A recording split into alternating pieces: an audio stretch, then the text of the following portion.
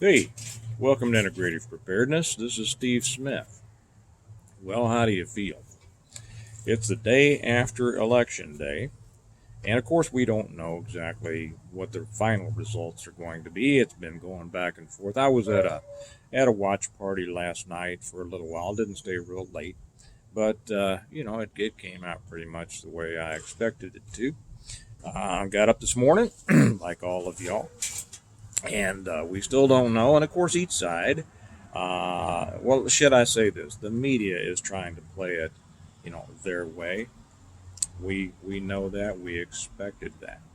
What's going to happen, and what should we do next? Well, it's hard to know what's going to happen. It's impossible to know what's going to happen. If we remember the messes of the last two elections, or well, way before that, going back to the first W election, well, it's when they really started being messy and starting to fight them out in the courts instead of the ballot box. Now, there's been a lot of shenanigans going on with this one, and there's no reason to get into all that because you all know about that as well as I do. And there's just no way to know right now how this is going to turn out. Now, is that important? It can be important, yes, but there will be a lot of people. I think the thing to keep in mind here is that whatever happens, there's going to be a perfect way forward.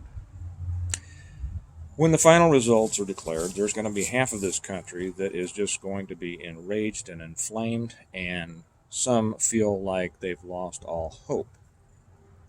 That's not the way to approach this.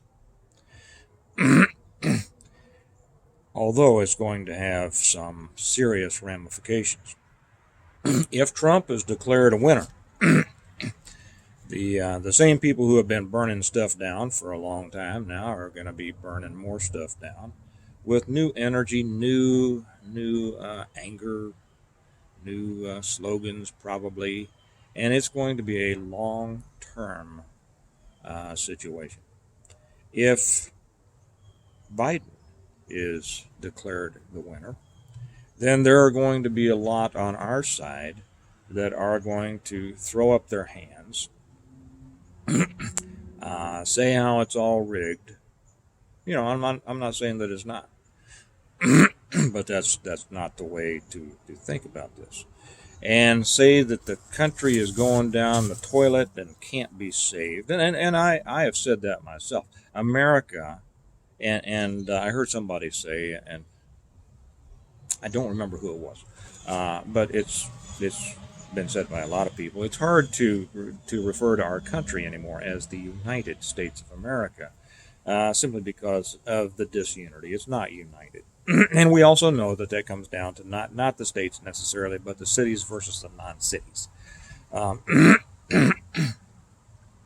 so when we excuse me, just half a second.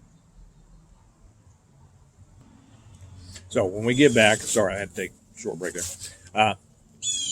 So if it comes down to Biden is declared the winner, there are going to be a lot on our side that are going to say, well, elections don't matter, and this and that, and this thing is just going down the tubes. Okay, the country. I think this is where I was talking about before I had to take a break.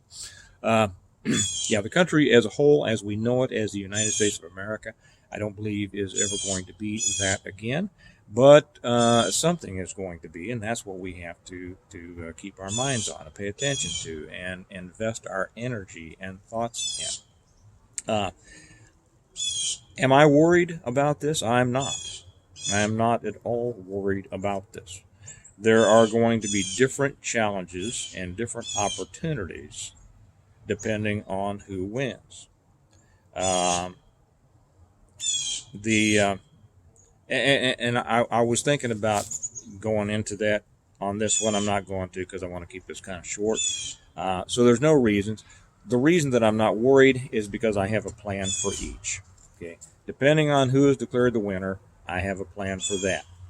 And when we find out, then I'll start talking about that. Until then, it's just conjecture, it's just hypothetical, and we can talk about hypotheticals all day long. and it just gets people stirred up. And I know that people like to think about that and get all incensed and worried because, worry sells. But it's counterproductive. And there's really no reason to waste your mental energy on that. Let's see what happens. Right now, I would suggest that everybody stop spending money that you don't have to. That's number one. One thing that I will say, that if Biden gets in, the economy is going to take a hit. It's going to start sliding south, which is also going to provide opportunities along with the problems. So right now, stop spending money that you don't have to. Now, I'm not saying become a hermit or anything like that. I still we like to go to dinner. We like to, live a nice life. But, conserve. Put your mind on that, because your money might be worth a lot more a year from now if the economy goes south. I'll get into more of that later, depending on if we need to, because that's just part of my alternative plan. Okay. So we'll talk about that later. Also, I want to put in here that I have not put anything up over on American Reversion for a long. I started. I says I'm going to get back to it, but I have not because of the fits and starts of this election. And I realized I have this way of I do things. I might plan to do something, but the old saying that man proposes, God disposes. I find that a lot of times the things that I plan to do, I'm kind of I get this feeling. Wait a minute, not quite yet, not quite yet, not quite yet. And sometimes, even though you want to get up there and talk about your opinions and spout them, and I do, sometimes you hear that quiet voice in the back of your head that says, "Not quite yet. The time is not yet." There's a favorite scripture of mine is, "Be still and know that I am God." And one of the hardest things to do is to wait, because most of us are action people. We want to be a part. If we see a problem, we want to go solve it, right? Sometimes you have to sit back and wait and wait for that quiet voice to tell you now's the time. So I am waiting until we get a declared winner of this election to start again over on American Reversion, and then I'll get started, because that's going to be more political than this. This will remain, preparedness, and the other will be much more political. So what's going to happen? We don't know. Be careful. Be careful when you go into the populated areas. And just as I've said before, stack cash. Bring your group together. Strengthen your family. Strengthen your friends. Talk. Let everybody know, how you're feeling, how you're thinking. Listen to what they're doing, how they're thinking, how they're feeling.